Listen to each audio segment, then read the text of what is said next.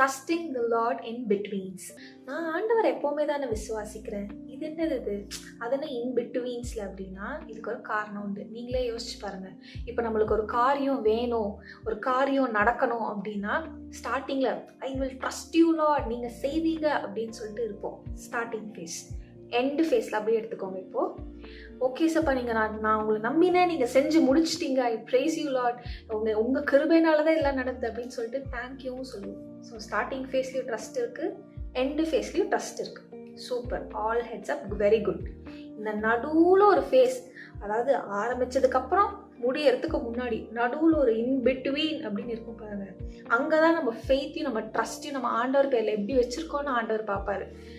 But in between, trusting the Lord in between, அந்த ஃபேஸில் we have to rejoice in him.